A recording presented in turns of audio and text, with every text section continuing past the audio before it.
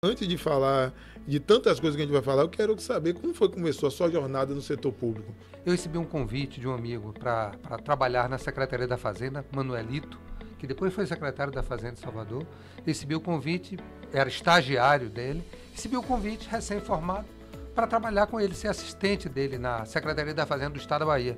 Tem um bocado de gente que vai me ouvir agora vai dizer, rapaz, que eu não concordo. Porque a gente ouve muito as providências para os 100 primeiros dias de gestão, como essas providências não fossem providências que se alongassem durante o primeiro, segundo, terceiro ano e toda a gestão de modo geral, mas um cronograma efetivo, executivo daquelas ações que vão ser aplicadas. Então ele tem que chegar e ele tem que fazer diagnóstico, porque sem informação não tem planejamento. Agora, esse negócio de 100 dias é muito mais uma questão de estratégia, de política, tá certo? De choque. Tá. Oi, planejamento não é 100 dias, não. Planejamento são os 4 anos. Verdade. Tem tanta coisa boa que pode ser feita de forma justa, de forma equilibrada, tá certo? E agora, para isso, tem que ter diagnóstico. Por favor. Aos outros, dou o direito de ser como são. A mim, dou o dever de ser cada dia melhor. Então, eu sempre procurei, Vitor, fazer do meu trabalho com carinho, com amor. Como ele disse, eu nunca imaginei ser auditor. Mas no dia que eu virei auditor, eu tenho que ser um bom auditor. Eu passo a maior parte da minha vida trabalhando. Já pensou se eu trabalho sem amor ao que eu faço?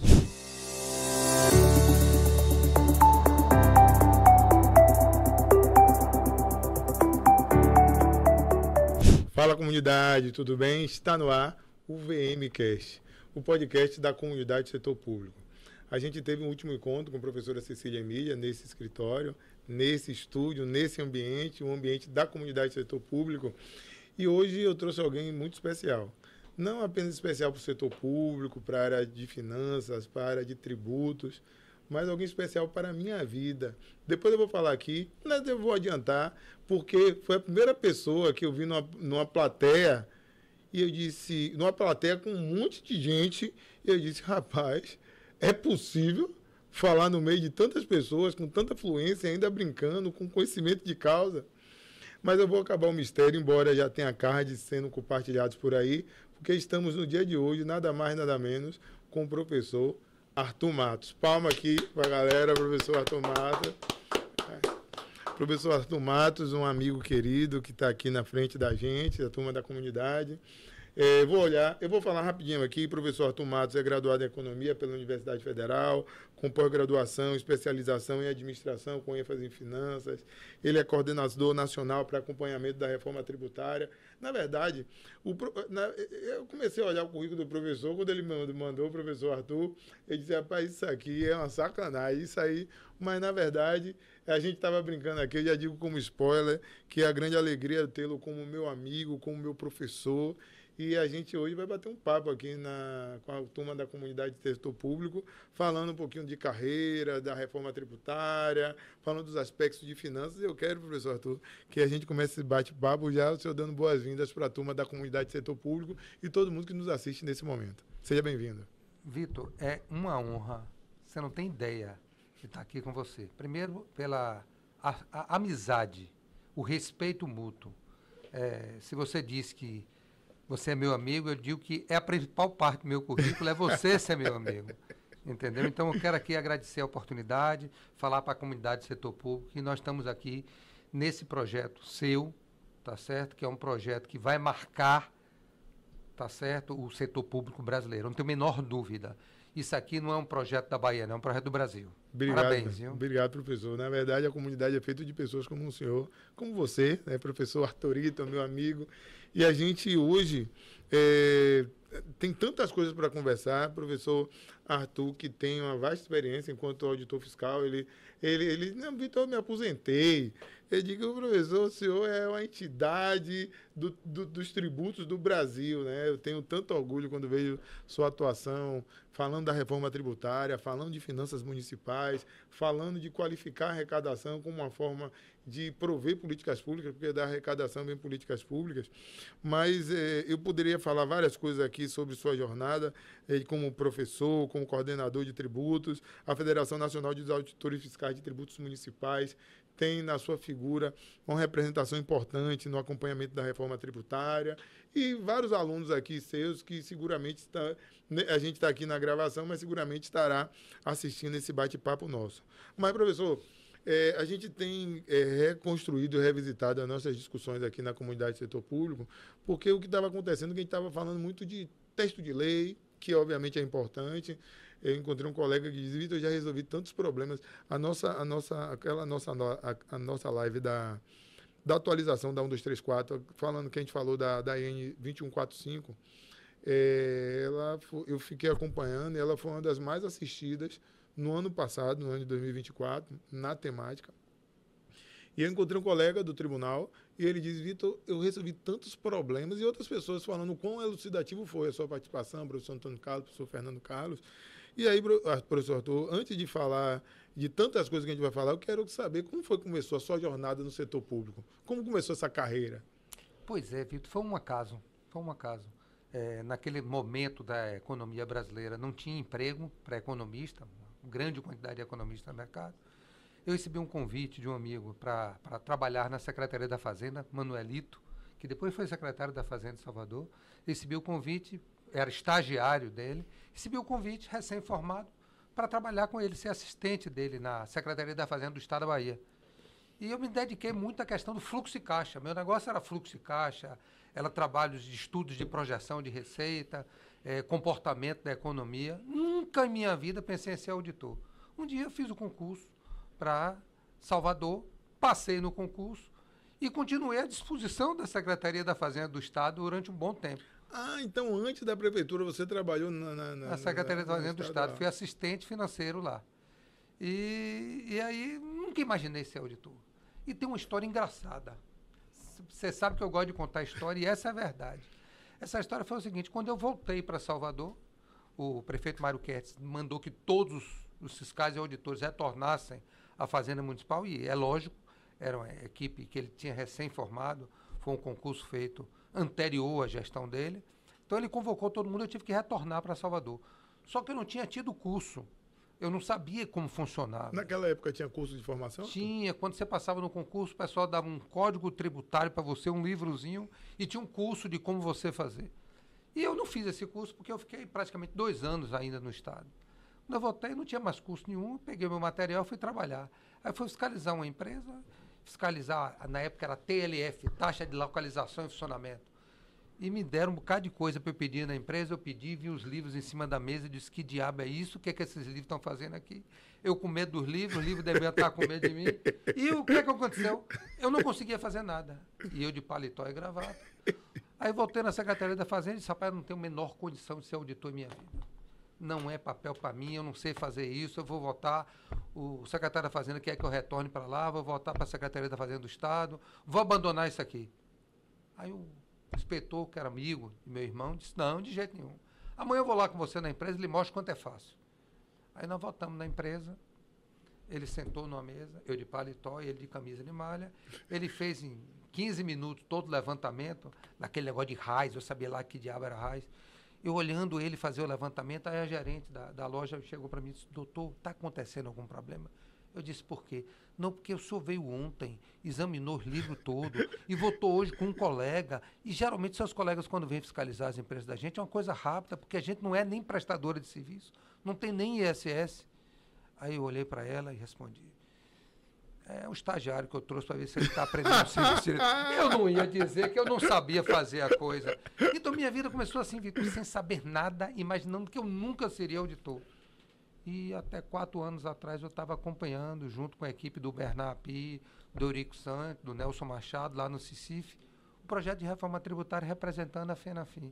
Então, para você ver como foi a minha escalada, eu saí de desacreditado num projeto e cheguei hoje num patamar que eu considero razoável para a carreira de auditor fiscal, praticamente 40 anos. Agora, assim, Arthur, eu quero que você fale mais dessa jornada. Aqui você já começou de forma magistral, mas o que é que faz o auditor fiscal? Pronto. Né? Estou indo direto, você já começou a sua jornada, e aí, o que está no bojo dessa carreira tão importante, né, para as finanças dos municípios, dos estados, da União? ela é tão importante que tem um ressalva na Constituição, falando da prioridade pela administração tributária. Só que eu vou mudar o verbo. O que é que fazia o auditor fiscal, o que é que faz o auditor fiscal e o que é que o auditor fiscal vai ter que fazer. São 3 momentos distintos. Quando eu comecei minha carreira, eu pegava uma pasta, ia numa empresa, levantava os documentos da empresa e fazia a fiscalização. Eu era o dono da bola. Eu era o dono daquele conhecimento. Isso foi mudando com a chegada da tecnologia, com a forma de atuação. Isso foi mudando. E esse papel do auditor foi sendo substituído por um trabalho de inteligência, de cruzamento de dados, de análise pré-formada. E no futuro o trabalho do auditor vai mudar mais ainda com a reforma tributária. O auditor, e aí o destaque para o auditor municipal, o auditor vai ter que se redesenhar. Desapareceu aquele auditor tradicional, que era aquele que pegava a nota fiscal, que ia examinar na empresa. Hoje a auditoria fiscal trabalha eminentemente com inteligência. E é fundamental que as fazendas públicas, especialmente as municipais, percebam esta mudança, que ela é uma mudança de paradigma muito forte.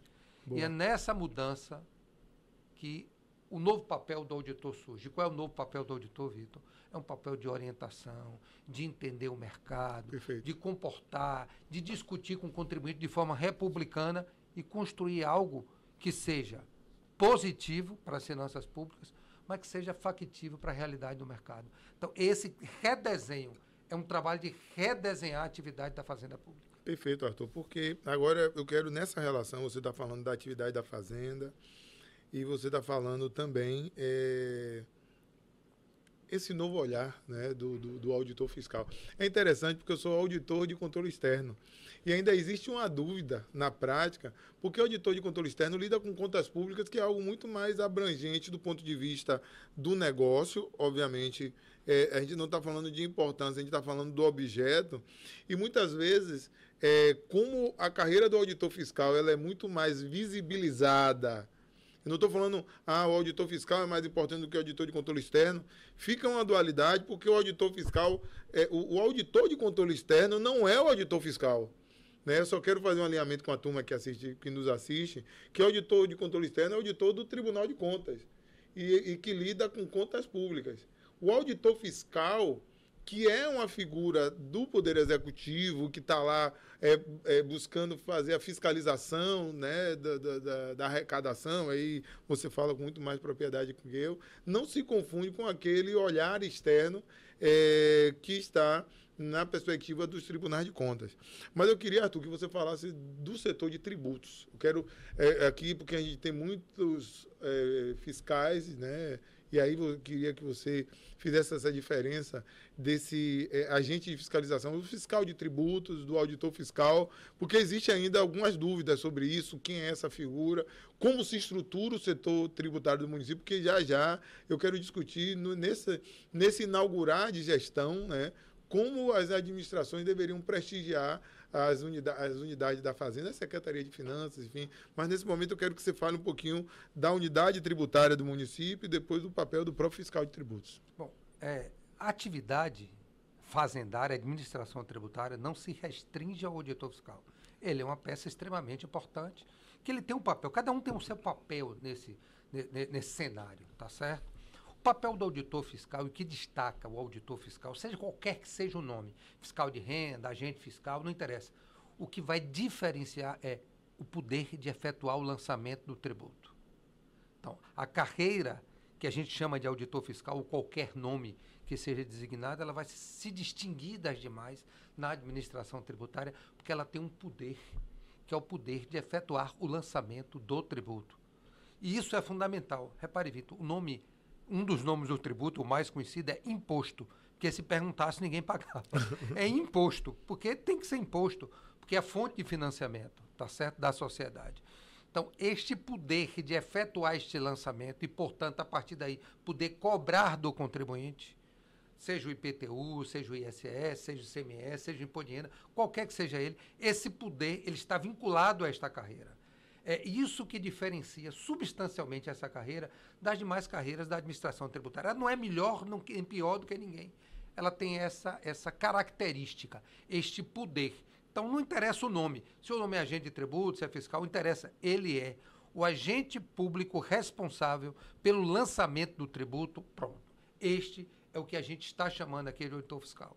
Mas ele não vive sozinho. Tem que ter toda uma estrutura da Secretaria da Fazenda. Tá certo? É preciso que haja uma cooperação entre essas carreiras, cada um exercendo a sua atividade. Então, você tem um setor de cobrança, você tem um setor administrativo, você tem todo um setor na Fazenda, tá certo? Que, junto com o auditor fiscal, constitui essa malha da administração tributária, que eu lhe digo, se a administração tributária funciona bem, a Fazenda tem condições de funcionar bem, porque ela vai ter receita. Perfeito. Não existe fazer gestão sem receita. Então, o foco na receita, aliás, é uma primeira recomendação que eu faço para os administradores públicos, especialmente os municipais, secretários de Fazenda e prefeitos e prefeitas. Primeiro ano, tem que ter um foco muito concentrado na receita. Porque sem receita não vai ter administração. Não vai ter como gastar em saúde, educação e nada. Então, o foco nesse primeiro ano, a primeira linha que eu orientaria como administrador público, a primeira linha de atuação é focar na receita, Vitor. É tentar fazer aumentar a receita sem aumento de carga tributária, com eficiência, com justiça fiscal, mas o foco no aumento da receita. E aí a carreira do auditor e todas as outras carreiras de agentes, o que quer que seja, são os elementos que compõem essa máquina que juntos, de forma cooperativa e cada um exercendo a sua função, esse conjunto aí faz a diferença. Olha, eu não conheço nenhuma boa gestão, eu tenho 40 anos nessa área, nenhuma boa gestão que tenha começado sem organizar primeiro a parte de receita do município. Eu não conheço, de administração municipal. Eu estou anotando, porque o que você está falando, Arthur, é muito importante. A gente tem uma turma que está iniciando a gestão, uma turma não. A gente tem muitos novos administradores e reeleição inaugura-se um novo momento. Então, a administração não pode ficar restrita a eu tenho reeleição, começou o novo governo. A reeleição é um momento de revisitar. Então, eu quero mais uma vez, eu estava passando aqui o vídeo do nosso podcast aqui, que a gente fez da atualização da 1234 com a IN 2145, não sei se tem ouvido aqui, onde você trouxe, né, alguns aspectos importantes desse novo momento. E antes de começar, eu estava falando para você que muitos municípios ainda não fazem a retenção ampla do imposto de renda. Parece que inclusive nas minhas redes eu coloquei recentemente, porque alguém perguntou, Vitor, precisa de lei, como é que eu vou fazer e tal? Ou seja, significa dizer que o município ainda não está fazendo, e os tribunais de contas do Brasil, olha, o artigo 14 da LRE fala de renúncia de receita. E, obviamente, outras coisas, como você falou, sem receita não há administração, e aí a gente pode agregar, sem receita não há política pública. Então, eu queria que você, porque a gente vai voltar, né, para a turma que está iniciando a gestão, porque a sua fala é muito importante e forte, com toda a experiência que você tem. Qual é a orientação que você dá para esses municípios que ainda não estão fazendo a retenção ampla do imposto de renda, para depois a gente partir para essas orientações para os gestores que estão iniciando o seu mandato? Vitor, essa altura do campeonato realmente é um absurdo. Só vou dizer isso. Isso é um absurdo. Porque é uma dupla perda. Ele não só não retém, como os outros estão retendo e diminui a base de cálculo do repasse do FPM. Então, ele está perdendo no FPM, porque os outros estão retendo ele não, e ele está perdendo uma receita que é dele, tá certo? E que tem um significado, porque é em cima das suas despesas, tá certo? Então, e é fácil de fazer, não é difícil, entendeu? Então, realmente é um absurdo. É um absurdo, para mim, é descumprir o artigo 14 da LRF. Eu acho que já passou o tempo, tá certo? De orientar o cinto de segurança, agora é o tempo de apertar, dizer, olha, se não fizer, vai ser penalizado, porque é uma receita, é mais uma receita importante, foi uma briga tão grande dos municípios, dos estados, para conseguir essa receita, e aí tem município ainda que, e não é município só pequeno não, viu? Eu sei, eu não posso falar aqui não, mas tem município de médio porte e grande que não está fazendo, ou não está fazendo de forma correta, porque não é só não fazer, é não fazer e não fazer de forma correta.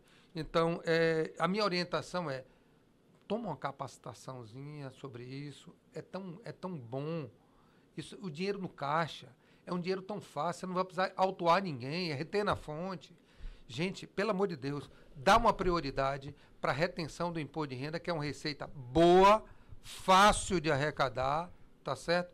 Que é no momento da despesa. Então, e o contribuinte não tem nenhum aumento de carga tributária, não, viu, Vitor? Porque tem que tomar esse cuidado, o pessoal fica dizendo, não tem aumento nenhum, porque isso que o município vai reter na fonte, essa empresa vai deduzir do que vai pagar a União, acabou, é simples assim. Agora, ela não reter, ela está perdendo porque não retém e está perdendo ainda no repasse do FM, porque esse imposto de renda compõe o bolo. É IPI e IR que vai compor esse bolo.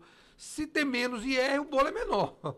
Eu quero que você continue nessa orientação aí, nessa fala, porque muitos gestores estão inaugurando, obviamente a gestão, como eu falei agora há pouco, estão discutindo várias coisas, né? Eu vejo algumas discussões ainda meio subjetivas, etéreas, sem trazer algo substancial. Estou falando de forma prática. Inclusive, Arthur, assim, eu quero ser bem franco, tá? Tem um bocado de gente que vai me ouvir agora e vai dizer, rapaz, que eu não concordo. Porque a gente ouve muito as providências para os 100 primeiros dias de gestão, como essas providências não fossem providências que se alongassem durante o primeiro, segundo, terceiro ano e toda a gestão de modo geral, mas um cronograma efetivo, executivo daquelas ações que vão ser aplicadas. Digamos que você agora, eu quero que você olhe ali na câmera e que você fale com o gestor que está inaugurando a sua administração e precise, sobremaneira, organizar a casa com aquilo que encontrou. O que é que ele deve fazer? Bom, primeira coisa é fazer o diagnóstico. Isso aí tem que ser feito. Infelizmente, a gente sabe que durante a transição, ainda mais quando tem mudança de partido político, tem uma certa dificuldade. Vamos para o mundo real, tem uma certa dificuldade operacional disso, tá certo? Então, ele tem que chegar e ele tem que fazer diagnóstico, porque sem informação não tem planejamento. Agora, não tem, esse negócio de 100 dias é muito mais uma questão de estratégia, de política, tá certo? De choque. Tá. Oi, planejamento não é 100 dias, não. Planejamento são os 4 anos. Verdade. Planejamento é o dia a dia, entendeu? Agora, sem diagnóstico não é possível. Então, a primeira coisa para mim é levantar dados. Ah, mas eu tenho que fazer... Gente, se não fizer o diagnóstico, o planejamento é ruim. Então, o primeiro passo é um diagnóstico. Agora, o diagnóstico não precisa de 100 dias, não. Pode ser feito em muito menos dias. Entendeu? O diagnóstico pode ser feito em 20 dias, em 30 dias. Feito o diagnóstico, aí partir para o planejamento. A gente, no Brasil, o planejamento é coisa para inglês ver, infelizmente. Tá certo? Infelizmente. E o planejamento é tão bom. O planejamento na nossa vida pessoal, o planejamento na nossa profissão e o planejamento na gestão, gente. É levar para a gestão aquilo que você faz na sua vida. Só que na gestão você tem que fazer isso de forma organizada. Por quê? Porque a gestão, o recurso não é seu, é da coletividade. Perfeito. É da coletividade, você tem que ter um cuidado em dobro. Você está gastando o dinheiro dos outros e não o seu. Então, esse planejamento, para mim, é fundamental. E vou te dizer, tem tanta coisa nova que esses gestores têm, tem tantas alternativas boas para esses gestores fazerem. Eu estou falando da minha área, da área de finanças, tanto na receita quanto na despesa, mas vou focar na receita. Tem tanta coisa boa que pode ser feita de forma justa, de forma equilibrada, tá certo? E agora, para isso, tem que ter diagnóstico. Eu vou dar um exemplo para você. Quanto é que é a arrecadação da contribuição de iluminação pública do município? O cara não sabe. Muitas vezes a empresa de energia elétrica deposita o saldo. O que é o saldo? Ele arrecadou 100, o município gastou 75, ele depositou 25. Ele não sabe nem quanto ele arrecadou efetivamente. Entendi. Então, são absurdos como esse que não pode mais existir. O mundo não está mais para isso. Nós estamos no mundo da inteligência artificial. Pelo amor de Deus, gente. Pelo amor de Deus. Você falou uma coisa importante, né? Como, né, a sua experiência já lhe credencia para falar essa e outras coisas. Você é o coordenador nacional para acompanhamento da reforma tributária, né? Pelo FENAFIN, né? Eu era. Agora já acabou esse projeto. Então, a reforma tributária é um projeto, eu costumo dizer que a reforma tributária é um projeto de vida, né? Um projeto nacional. Eu quero que você tente, né, no primeiro momento, tem algumas perguntas básicas, só uma é sobre ela, mas qual é a sua percepção sobre a reforma tributária e a repercussão, sobretudo, nos municípios? O que a União chama, o que os normativos falam dos entes subnacionais, estados, municípios, Tem gente que não gosta desse termo. Eu também não Subnacional, que você acha gosto, menor. Eu também não gosto, não, vou mentir. A reforma tributária vai mudar a sociedade brasileira. Não vai mudar só o município, vai mudar a nossa vida. Tá certo? Ela mexe muito. Se para bom ou para ruim. Outro dia me perguntaram no seminário o que era reforma tributária. Eu respondi o que eu ouvi de um auditor da União. É uns e outros. Aí o cara me disse, o que é isso? Eu digo, é bom para uns e é ruim para outros. A questão é, eu estou no uns ou estou no outros? Então, no caso específico de municípios, tá certo? Essa reforma tributária, ela tem... Você diz assim, Arthur, mas no meu mandato agora, que são esses 4 anos, a reforma tributária não vai afetar nada. Não é verdade. Você sabe por quê, Vitor? Porque a receita de 2019, está no projeto, a receita de 2019 a 2026 vai formar uma média que vai ser uma espécie de um seguro-receita por 50 anos para aquele município. Então imagine você, um município como São Francisco do Conde, que vai ter o perfil dele totalmente modificado, porque é um município que tem uma produção alta por causa da refinaria e não tem consumo. E a tributação agora, a receita agora vai para quem consome e não para quem gera riqueza. Então esse município vai mudar substancialmente sua receita.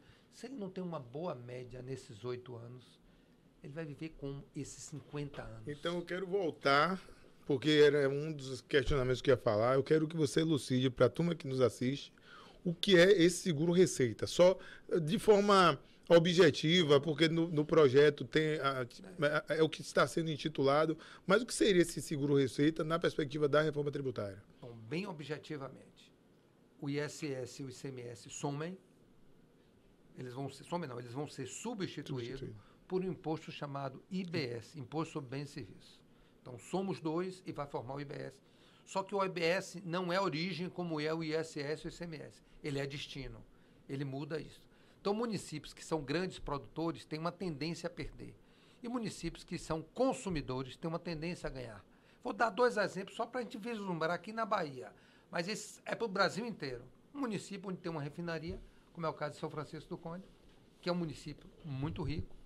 Por quê? Porque produz. Produz o quê? Produz a base da economia nossa, a base da arrecadação do ICMS, produz a gasolina, o diesel, etc, etc, etc. Mas não tem consumo. E vou falar de Vitória da Conquista, na Bahia, tá certo? Onde é um centro de consumo, tem produção, mas é um centro de consumo. Então, nesse projeto de mudança de origem e destino, São Francisco perderia e Conquista ganharia. Uhum. Aí o que é que o legislador fez? Não vai poder ser assim, porque senão eu vou quebrar São Francisco. Então, eu tenho que ter uma transição. E a opção da transição foi por 50 anos. É o que está no texto da lei.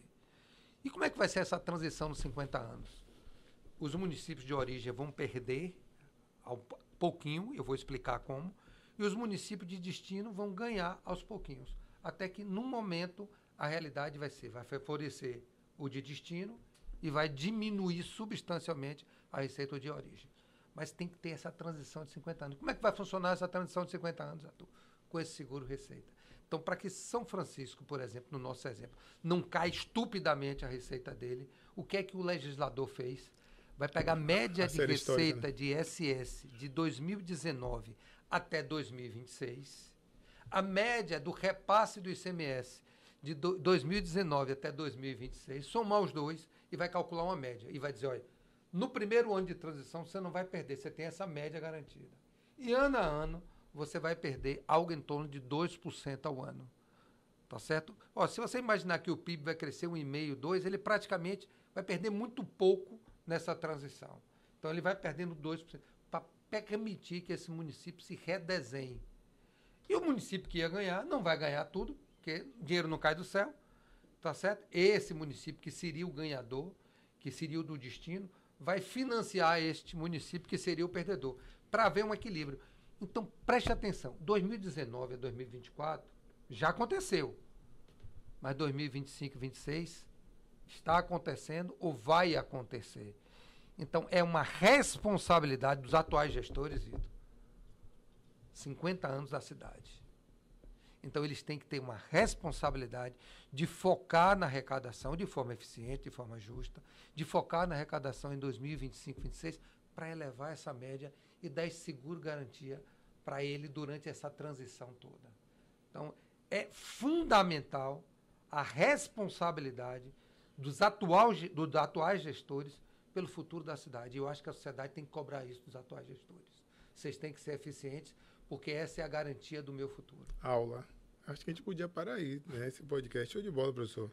Na verdade, a gente percebe que quando se discute reforma tributária, parece que é algo, uma fantasia e que nunca vai chegar no município. Até quando a gente fala das convergências das normas brasileiras, normas internacionais de contabilidade, onde muitas entidades só fazem o reconhecimento ainda de tributo, o reconhecimento patrimonial do crédito a receber no momento da arrecadação, quando, na verdade, o direito já se constituiu no momento do lançamento do crédito tributário. Por exemplo, quando a gente fala de reforma tributária, exemplo que você está citando, se a gente olhar o seguro que você explicou de forma magistral como algo realístico, o processo de arrecadação já impacta para o futuro, né?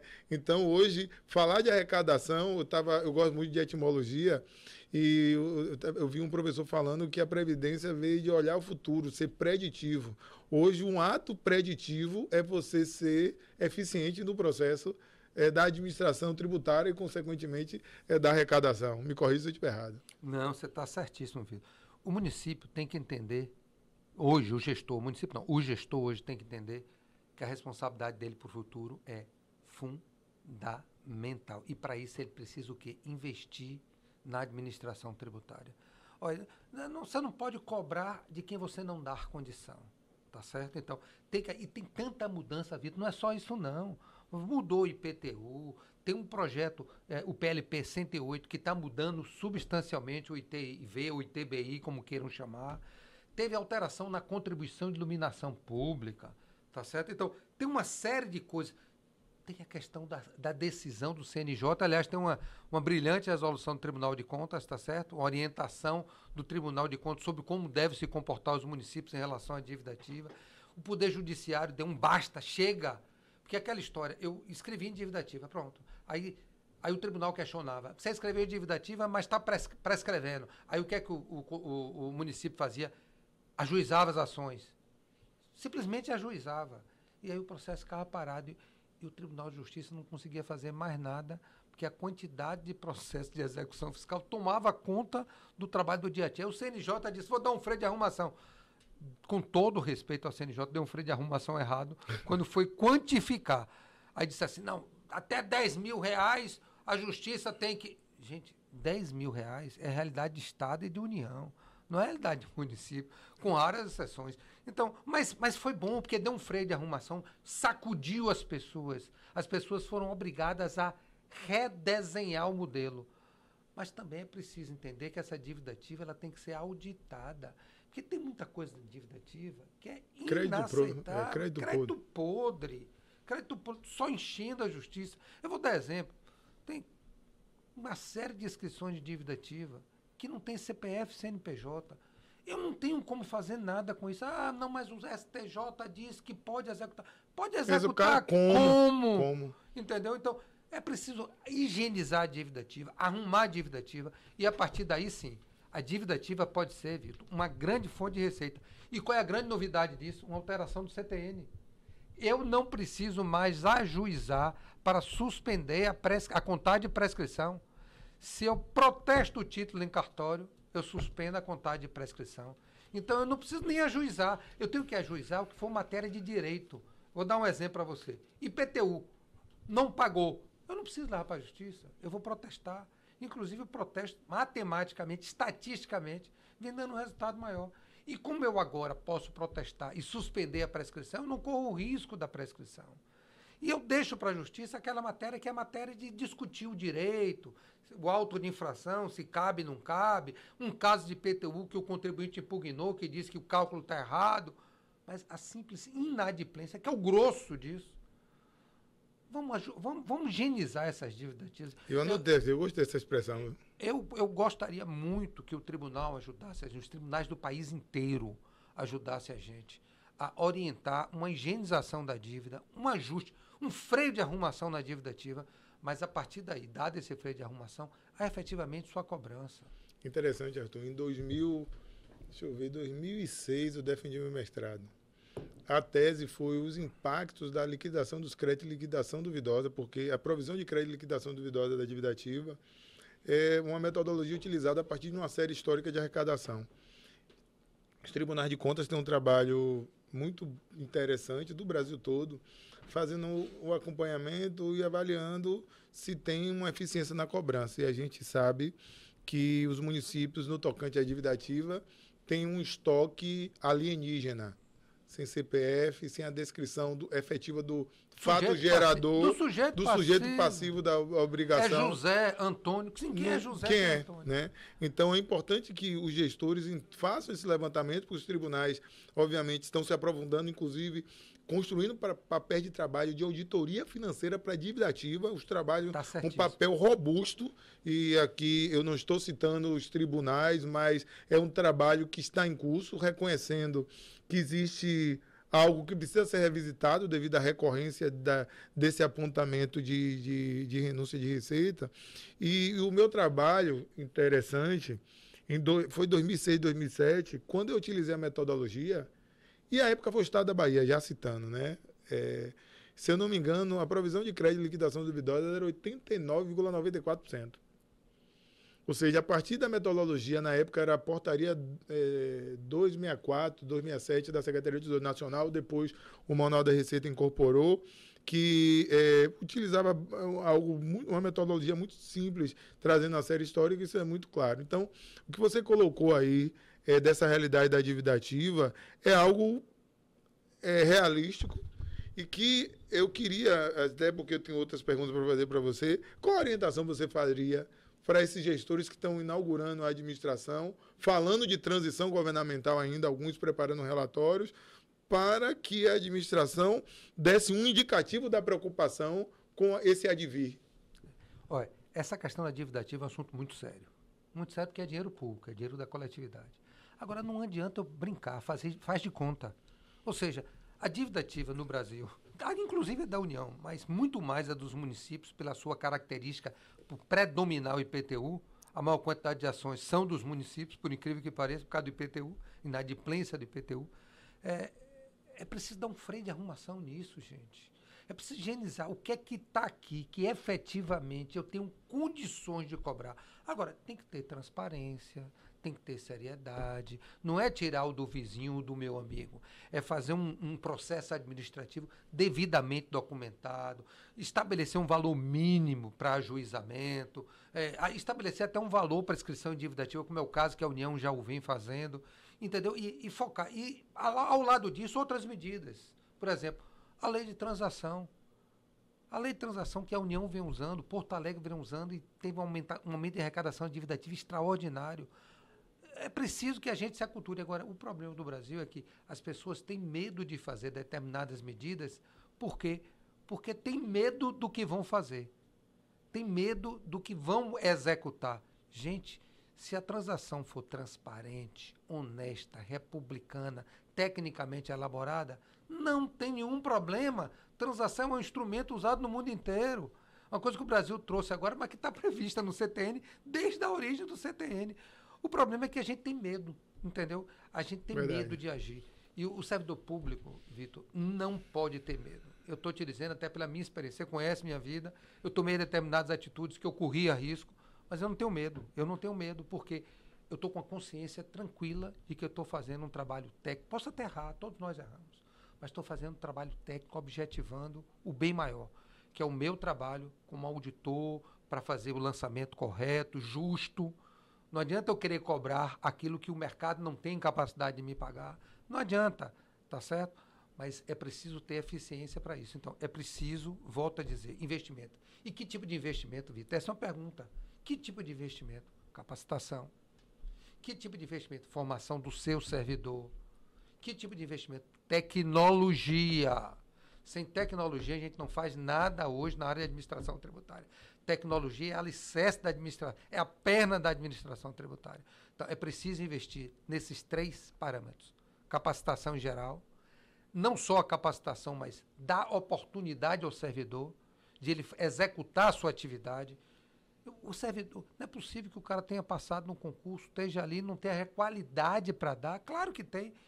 Eu sempre brinco com os gestores aonde eu presto consultoria, eu sempre digo o seguinte, bom gestor é aquele que sabe explorar, no bom sentido, os recursos que possui. Perfeito. Então, você tem recurso humano. O que é que aquele cara é bom? Eu vou usar aquilo para... Não adianta eu pegar alguém que não tem o dom de jogador e botar para ser policial, não adianta, entendeu? Então, eu tenho que identificar o perfil do meu servidor e valorizar esse perfil e explorar no bom sentido. Ó, esse cara é bom para fazer cobrança. Ponto. Então, eu vou trabalhar, vou capacitar ele, vou dar todos os instrumentos para ele. Eu lhe garanto uma coisa. A minha área, que é a área de auditoria fiscal, tem uma grande vantagem em relação às demais. São medidos por números. É medido por número. Se não aumentou a receita, tem alguma coisa errada. Então, se a União consegue aumentar a Receita Federal, se o Estado de São Paulo consegue aumentar a receita, se o município de São Paulo ultimamente aumentou, Salvador aumentou, por que os outros não conseguem? Consegue agora. Não adianta eu querer cobrar IPTU no município onde a característica dele não é urbana, é rural. E o que é que eu tenho que fazer, Arthur? Fazer o convênio de ITR e cobrar ITR, capacitar o seu servidor para cobrar ITR, capacitar seu servidor para cobrar o ISS das construções que são feitas nas fazendas. Então, você tem que identificar esse diagnóstico, esse perfil e explorar essa capacidade. Cobrar o imposto de renda que não vem cobrando, entendeu? Então, eu acho que tem ambiente. Tem caminhos, né? Tem caminhos. Todos os municípios podem aumentar a receita. Eu não tenho dúvida nenhuma. Existe ainda um hiato grande entre o potencial da receita de todos os municípios do Brasil, e aí eu incluo os grandes, inclusive São Paulo, e o que está sendo arrecadado hoje. Eu tenho que fazer. Depois eu quero fazer algumas perguntas, inclusive de ordem pessoal. Obviamente, aquilo que pode ser publicizado, embora você não tenha nada a esconder. Mas antes, a gente está, obviamente, nas redes sociais, a gente tem que, se você está até aqui, é que obviamente está gostando, e as redes sociais é assim, a gente vive de like, a gente vive de curtida, a gente vive de compartilhamento, então se você está gostando, primeiro dê o seu like, compartilhe esse vídeo com os seus, essa aula aqui com o professor Arthur Matos, e obviamente não deixe de participar da comunidade do setor público. Nas descrições desse vídeo a gente tem uma série de projetos da Reúne, o R-Class, que é a plataforma de streaming educacional, o grupo da comunidade do setor público, onde você pode participar de um coletivo, é uma confraria de pessoas que colaboram com conhecimento, com materiais, está muito bacana. E o GPM, que está aqui na tela, Gestão Pública Municipal Abaixo do Zero, um projeto que eu vim criando, Arthur, com muito carinho, onde eu trago os fundamentos da administração pública municipal. Tem muitas pessoas iniciando a atuação do setor público, como eu me lembro, há um pouco mais de 20 anos atrás, no meu início, e buscava conteúdos que me direcionassem. Eu que fui executor de prefeitura também, consultor municipal, eu quero convidar as pessoas para participar do nosso projeto. E aí, nesse momento, eu quero aproveitar a oportunidade, professor Arthur falando com tanta fluência, que é típica dessa fala importante no setor público brasileiro. Como é que você consegue conciliar, Arthur? Né? Porque essas dimensões, eu não vou nem falar Arthur pai, nem Arthur amigo, porque é algo muito particular, pai, marido, amigo e tal, mas você consultor, professor, até então servidor da Prefeitura de Salvador, recentemente aposentado, porque assim, a gente tem uma turma, eu tenho focado muito nisso, que tem tanto conteúdo, que tem tanta entrega e diz, olha, eu só consigo chegar até aqui. Eu não estou dizendo que vá todo mundo fazer, mas como foi que você começou a entrar nesse mundo, seja da academia, você professor já de milhares de alunos, eu posso falar milhares por essa jornada, é um consultor exímio, um servidor que agregou significativamente, né, numa capital tão complexa, Salvador, a terceira capital do país, com um projeto, coordenou a Nota Salvador, não foi? Enfim, que diacho é isso, irmão? Me diga aí. Pois é, eu tenho uma máxima, eu não sou espírita, mas tenho um respeito muito grande por Chico Xavier. Minha mulher é espírita, tá certo? E tem uma frase de Chico que tem muito a ver com isso. Eu vou ler aqui, vou pedir licença e vou ler. Por favor. Aos outros, dou o direito de ser como são. A mim, dou o dever de ser cada dia melhor. Então, eu sempre procurei, Vitor, fazer do meu trabalho com carinho, com amor. Como ele disse, eu nunca imaginei ser auditor. Mas no dia que eu virei auditor, eu tenho que ser um bom auditor. Eu passo a maior parte da minha vida trabalhando. Já pensou se eu trabalho sem amor ao que eu faço? Então, eu agreguei o amor ao que faço, a minha estrutura familiar, que é muito forte, tá certo? Tanto é que um filho meu hoje é auditor de Brasília. Fez o concurso, passei auditor, segui a carreira do pai. Então, é amor que eu faço. Então eu não deixo de ler 2 a 4 horas por dia, fora do trabalho, é de noite, chego em casa, vou ler, de manhã cedo, acordo muito cedo, vou ler. Eu gosto muito de ler história, gosto muito de ler filosofia, fora da minha área de trabalho, que não é fora da área, porque filosofia e história para mim tem a ver com tudo. Com tudo, perfeito. Então, converso muito, ouço muito, sou muito firme em minhas posições, mas não sou radical nesse aspecto. Gosto de ouvir os outros. Quando alguém fala alguma coisa que eu paro assim, eu digo, poxa, eu não tinha visto isso. Aí eu começo a ficar invocado. Enquanto eu não paro para examinar aquilo. Então, traduzindo, eu tenho tesão pelo que eu faço. E quando você gosta do que faz, você se dedica ao que você faz, a árvore cresce, cresce bonita. Então, eu acho que foi muito isso, Vitor. Foi muita dedicação. É muito forte que você está lendo. Depois a gente vai botar, né, essa mensagem tem que aparecer aí. Você lendo e vai estar lá. Espero que a turma tenha... espero não, a turma vai ver essa mensagem que você leu. E é interessante o poder, né, que o que é de verdade tem. Né? Porque eu estou falando com muita sinceridade. Você, Dourado, Antônio Dourado, que vai sentar aqui também, já sentou, obviamente, em outros lugares. Eu tenho um prazer de ser amigo, de ter trabalhado tantos anos. E eu costumo dizer que minha carreira no setor público é uma carreira abençoada por Deus. Eu sou uma pessoa de fé, acredito em Deus, acredito nos santos, enfim. E na minha vida, como eu acredito que nada é por acaso, esses encontros são espetaculares, né? A gente está tendo esse bate-papo, né? As pessoas, obviamente, em cada palavra que você coloca aqui, pelo menos aqueles que não lhe conhecem, porque é difícil, inclusive, não lhe conhecer, percebe a magnitude da sua voz e da sua competência. Mas pessoas como você devem, em alguma medida, reconhecer, ou se não reconhece, porque está muito mais preocupadas em socializar o conhecimento, em fazer, que de repente termina não percebendo. Mas a importância desse existir, irmão. Porque, eu me lembro com muita tranquilidade, eu falei isso aqui no começo do meu podcast, eu disse, velho, eu estava num evento no Fiesta. Acho que foi esses eventos, né, que o Paulo, que acho que foi a Dom, à época, fazia, o Tribunal de Contas da Bahia, a gente está falando aqui, pessoal, da Bahia, Estado da Bahia, eventos de 2.000 pessoas, e esse camarada, pra lá e pra cá, falando, dando risada, artigo de lei, contando história e tal. Eu disse assim, rapaz, como é possível, né?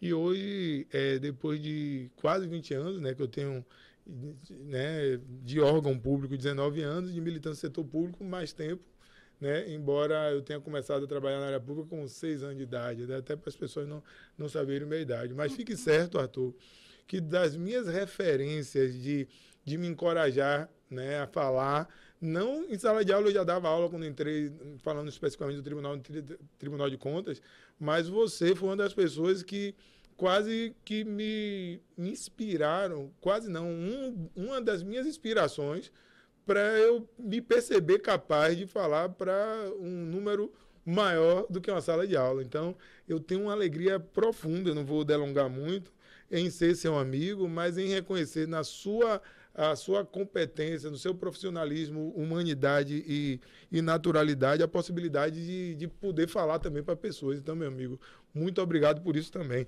Mas não vou falar mais sobre nós, mas eu quero que você conte um pouquinho você deve já ter visto coisa. Você já viu coisa.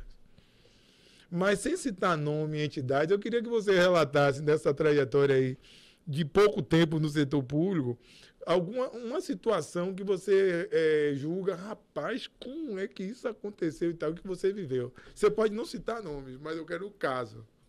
Tem vários casos. Tem um caso interessante, eu fui convidado para fazer um código tributário no município, aí preparei a minuta de lei, levamos, aí fomos para a Câmara, e no caminho o prefeito à época me chamou e disse, Arthur, o que você acha de a gente favorecer a educação e saúde? Eu digo, isso é política pública, não vejo problema nenhum. O que é que você quer? Não, eu queria reduzir a alíquota da saúde e educação. O prefeito. O que é que você acha? O percentual da Constituição constitucional? Não. reduzir a alíquota do ISS. Sim, assim. Tá, tudo bem. Entendi. É uma medida de política pública, não vejo problema nenhum. Vamos lá. Então, fiz a emenda, dentro do código, não foi uma emenda pro vereador, não. Foi uma emenda no próprio código antes de mandar para a Câmara. Enviamos para a Câmara. Aí tinha um vereador que tinha sido meu aluno. O vereador me chamou no canto e disse, professor, tudo bem, que bom você estar aqui e tal. Professor, você está aqui, pô, me ajude aí. Ele disse, eu sou oposição, mas o respeito a você, a gente vai considerar e tal.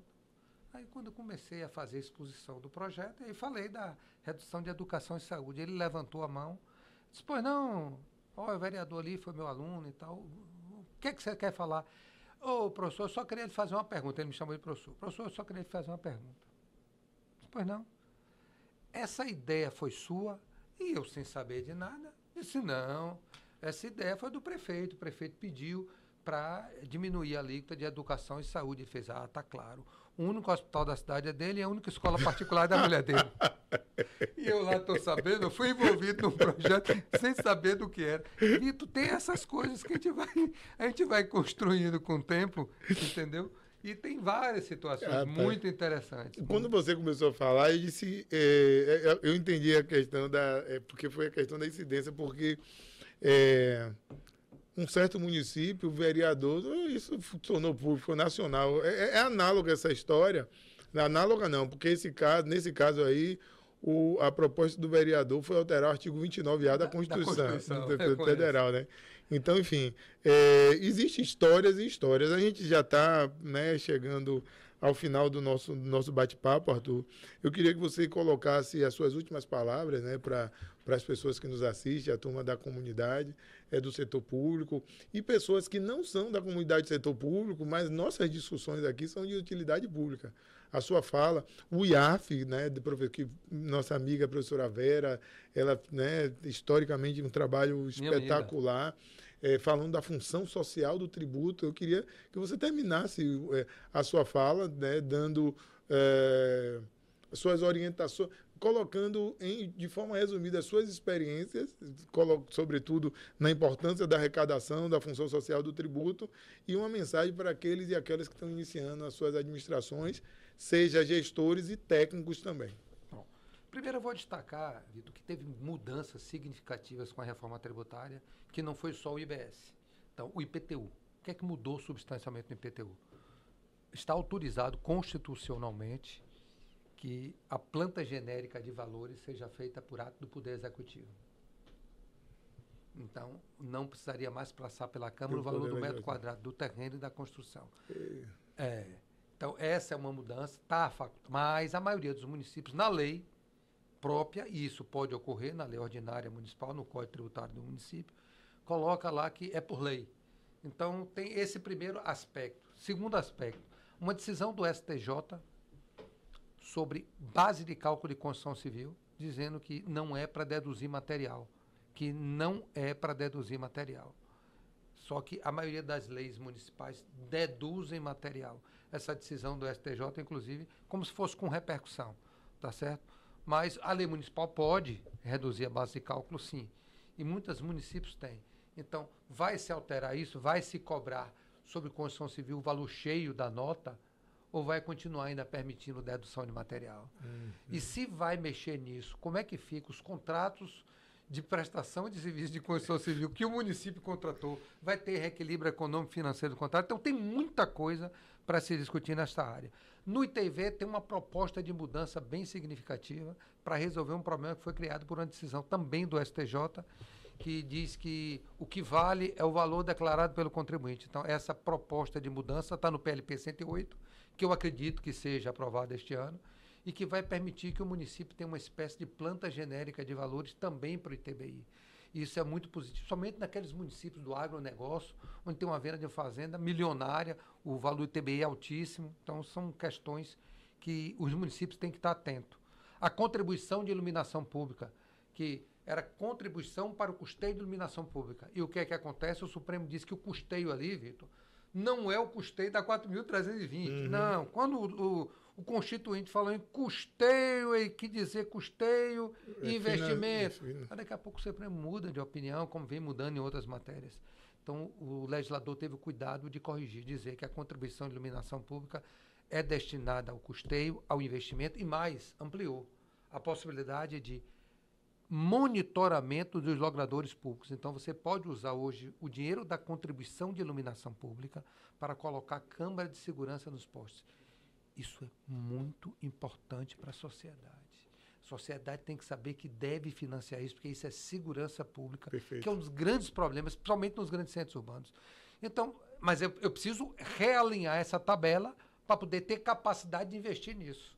E a sociedade tem que entender que isto vale a pena, porque isto é um investimento realmente fundamental para a qualidade de vida, porque são, infelizmente, as câmaras de segurança. Isso é importante destacar. E outras mudanças também que teve, a gente depois vai marcar uma live aqui, vou desafiar você só para falar de reforma tributária, tá certo? Para a comunidade do setor público. Mas eu queria concluir, Vitor, eu sei que o tempo já está adiantado, com uma frase que eu não sei o autor, então eu peço desculpa ao autor, mas é uma frase que marca a minha vida. E eu espero que marque a vida dos auditores fiscais, mas especialmente dos novos gestores que estão aí. Os secretários de Fazenda, os outros secretários e principalmente o chefe do Poder Executivo, o prefeito e prefeita. A vida é assim. Cada pedra, uma lição. Cada dificuldade, uma prova. Cada alegria, uma vitória. Cada decepção, uma nova chance de recomeçar. Assim como toda vírgula muda uma frase, uma atitude muda uma história. Então, prefeitos, gestores, tomem atitude, dirijam para frente, não fiquem olhando só o retrovisor, dirijam para frente. Vocês têm, independente da situação que esteja o município, se vocês tiverem capacidade profissional, capacidade técnica, dedicação, tiverem coragem e tiverem um bom assessoramento, vocês vão construir seu município. Já vi muita história dizendo que aquele município não tem jeito. Todo município tem jeito. Todo setor público tem jeito. Então, depende de gestão. O povo deu uma responsabilidade a vocês. Não deu só o poder. Deu uma responsabilidade a vocês de fazer uma boa gestão. E é isso que a sociedade está cobrando agora. Veja o resultado das últimas eleições. Senhoras e senhores, professor Arthur Matos. E como sempre, se os senhores e senhoras gostaram, compartilhe com os seus, salve e até a próxima. Forte abraço. Bravo!